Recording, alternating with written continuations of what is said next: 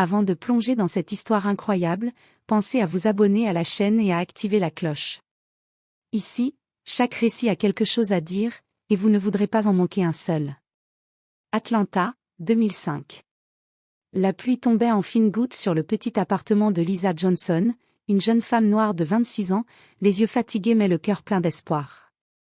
Dans ses bras, ses triplés à peine âgés de 2 ans dormaient paisiblement, inconscients de la tempête qui s'abattait sur leur famille. Daniel Carter, son mari depuis 4 ans, se tenait dans l'encadrement de la porte, le visage fermé. Ses yeux, autrefois remplis d'amour, étaient maintenant empreints de froideur et de calcul. « Lisa, je ne peux plus continuer comme ça, » dit-il, sa voix tremblante mais déterminée. 3 enfants, je ne peux pas m'en sortir. Je dois penser à moi maintenant. Lisa sentit le monde s'écrouler autour d'elle. Ses mains tremblaient, ses lèvres refusaient de former un mot. Elle avait rêvé d'une vie ensemble, d'une famille unie, mais Daniel venait de balayer toutes ses illusions en un souffle glacé. Sans attendre sa réponse, il posa un dernier regard sur les enfants, un mélange de regret et de froide indifférence, puis tourna les talons et partit. La porte claqua derrière lui, laissant Lisa seule avec ses triplés et un avenir incertain. Cette nuit-là, alors que la pluie continuait de tomber, Lisa fit une promesse silencieuse: « Je vais les protéger, je vais les élever, et tu verras, Daniel, un jour, tu regretteras ce que tu as fait. » 20 ans plus tard, le destin allait frapper à sa porte de la manière la plus inattendue. Daniel, qui pensait avoir tout gagné en abandonnant sa famille, allait découvrir que le temps et le courage de Lisa avaient construit quelque chose qu'aucune fortune ne pouvait acheter. Atlanta, 2005. L'appartement de Lisa Johnson résonnait encore du bruit de la porte que Daniel avait claquée. Les triplés, Marcus, Tiffany et Elia, gigotaient dans leur lit, inconscients de la tragédie qui venait de frapper leur famille. Lisa s'assit sur le canapé, la tête entre les mains, ses larmes tombant silencieusement. Elle se souvenait de chaque mot prononcé par Daniel, de ce mélange de froideur et de certitude qui lui avait brisé le cœur. 3 enfants, je dois penser à moi. Ces mots résonnaient dans sa tête comme un écho cruel. Elle savait qu'il ne reviendrait pas. Le lendemain, Lisa se leva avant l'aube. Elle devait nourrir, habiller et emmener ses triplés à la crèche avant de commencer sa journée de travail. Chaque geste était un combat, mais elle refusait de céder à la désespérance. Elle trouva un emploi dans une petite société de communication, travaillant de longues heures, souvent jusqu'à minuit, avant de rentrer dans son appartement silencieux. Les nuits étaient les plus difficiles, les pleurs des enfants, la solitude écrasante, et le souvenir constant de l'homme qu'elle avait aimé et qui avait tout abandonné. Mais Lisa avait un feu intérieur que rien ne pouvait éteindre. Chaque sourire de ses enfants, chaque petit progrès qu'ils faisaient à l'école, chaque éclat de rire était une victoire contre la tragédie. Elle se répétait sans cesse: « Je vais leur donner une vie meilleure, peu importe le prix. » De son côté, Daniel, à New York, vivait dans un appartement luxueux, entouré de promesses de succès et de nouvelles relations superficielles. Mais chaque soir, lorsqu'il rentrait seul dans sa grandeur silencieuse, une sensation de vide s'installait. Les triplés, qu'il n'avait jamais pris le temps de connaître, commençaient à hanter ses rêves. Il croyait s'être libéré, mais le poids de ses choix le suivait comme une ombre qu'il ne pouvait fuir. Ainsi commença le long chemin de Lisa, seule mais déterminée, et de Daniel, inconscient du prix qu'il allait payer pour son abandon. Les années passèrent. Lisa Johnson ne se laissa jamais abattre par la solitude ou les obstacles financiers.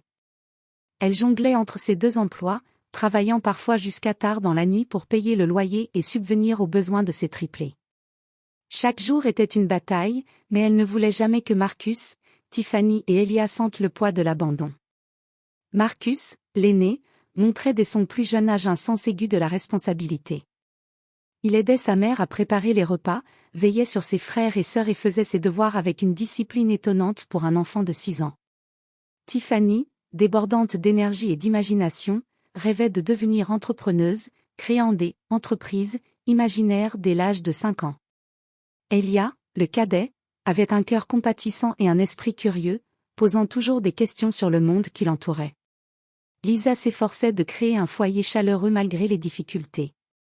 Elle faisait des dîners improvisés, racontait des histoires avant le coucher et leur répétait sans cesse: nous avons tout ce dont nous avons besoin ici, amour, courage et confiance. Les triplés grandissaient entourés de valeurs fortes, apprenant à se soutenir mutuellement et à voir les défis comme des opportunités. De son côté, Daniel vivait sa vie de manière superficielle. Les soirées mondaines, les nouvelles conquêtes et les promotions semblaient remplir le vide de son existence, mais rien ne pouvait remplacer la chaleur d'une famille unie. Parfois, il s'imaginait avec ses enfants, mais il repoussait ses pensées, persuadé que son choix de partir était la bonne décision. Cependant, le destin avait ses propres plans. Alors que Lisa et ses enfants travaillaient dur pour bâtir leur avenir, le monde préparait la confrontation qui ferait payer à Daniel le prix de son abandon. Les triplés grandissaient, brillants, confiants et déterminés, prêts à prouver que l'amour et la résilience peuvent triompher de toutes les épreuves. 20 ans après le départ de Daniel, Lisa Johnson n'était plus la jeune femme vulnérable qu'il avait quittée. À 46 ans, elle dirigeait sa propre entreprise de marketing à Atlanta, reconnue pour son intégrité et son efficacité. Ses triplés, maintenant adultes, brillaient chacun dans leur domaine. Marcus, avocat respecté, travaillait sur des affaires de justice sociale et n'hésitait jamais à défendre les plus vulnérables. Tiffany, entrepreneuse dynamique, avait créé une start-up florissante dans le domaine de la technologie, inspirant d'autres jeunes femmes à suivre leurs rêves. Elia, médecin talentueux, travaillait dans un hôpital renommé, sauvant des vies avec passion et empathie. La famille était soudée, leur réussite un témoignage du courage et de la persévérance de Lisa. La maison qu'ils partageaient était pleine de rires, de discussions animées et d'une chaleur que Daniel avait cruellement manqué. Un jour, lors d'une conférence sur le marketing à New York, Daniel Carter se retrouva face à face avec Lisa. Il avait entendu parler de son succès, mais rien ne l'avait préparé à la voir, élégante, confiante, rayonnante, et entourée de 3 adultes qui ressemblaient à des étoiles filantes. Le choc fut immédiat. « Lisa » commença-t-il, hésitant, sa voix trahissant un mélange de surprise et de regret. « Daniel » répondit-elle avec calme, son regard perçant et son sourire poli mais distant. « Ça fait longtemps. » Daniel sentit son ego vaciller.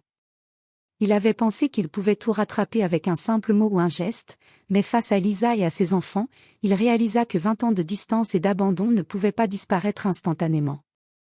Chaque succès de Lisa, chaque éclat de rire de ses enfants, chaque regard fier qu'ils échangèrent, était un rappel brutal de ce qu'il avait perdu.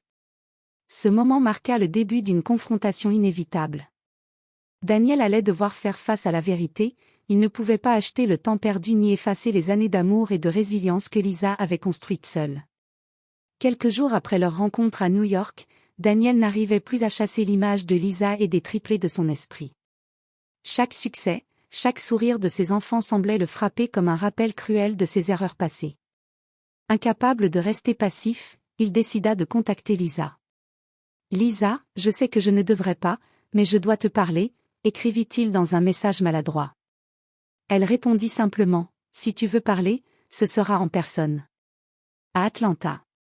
Lorsqu'il arriva, il se retrouva face à une maison pleine de vie. Les triplés étaient là, Marcus avec son air sérieux d'avocat, Tiffany rayonnante d'assurance, et Elia avec son sourire compatissant mais méfiant. Daniel sentit immédiatement le poids du jugement silencieux de ses enfants. Lisa l'accueillit avec politesse, mais ses yeux ne cachaient ni colère ni tristesse. « Daniel, tu as 20 ans de retard pour comprendre ce qu'est une famille, » dit-elle calmement. « Tu crois que quelques mots peuvent réparer 2 décennies d'abandon ?» Daniel tenta de justifier ses choix. « Je pensais que je faisais ce qu'il fallait, pour nous. » Marcus, qui jusque-là était resté silencieux, intervint. « Pour toi, oui. Pour nous, c'était l'abandon. Tu as manqué tous nos anniversaires, nos réussites, nos épreuves. » Tiffany ajouta, le regard dur, « Tu ne peux pas revenir dans nos vies et tout effacer. Tu dois comprendre que nous avons grandi malgré toi. » Elia, plus doux mais ferme, conclut, « Maman nous a donné tout ce dont nous avions besoin. Elle nous a élevés avec amour, courage et dignité. Et c'est grâce à elle que nous sommes qui nous sommes. » Daniel sentit un mélange de honte et de douleur s'emparer de lui. Pour la première fois, il comprit que l'argent, le succès et les excuses ne pouvaient remplacer les 20 années perdues. Les triplés et Lisa formaient une force qu'il ne pouvait ignorer ni contrôler.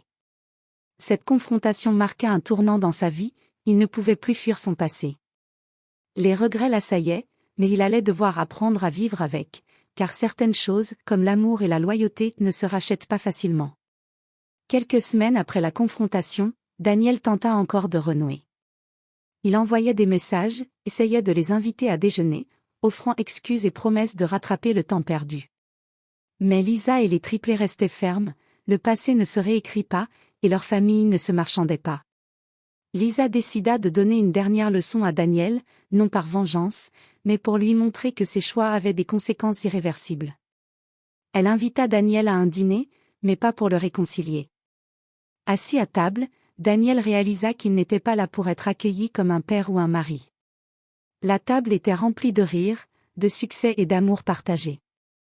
Marcus, Tiffany et Elia parlaient de leurs projets, de leur réussite et de la force de leur mère. Lisa prit la parole.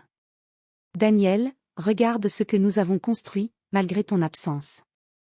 Nous sommes heureux, unis et forts. Tu as pensé que ton départ nous briserait, mais tu n'as fait que révéler notre force. Tu as choisi ton confort, et nous avons choisi l'amour et la résilience. Daniel sentit une douleur profonde, une amertume qu'aucune richesse ne pouvait apaiser.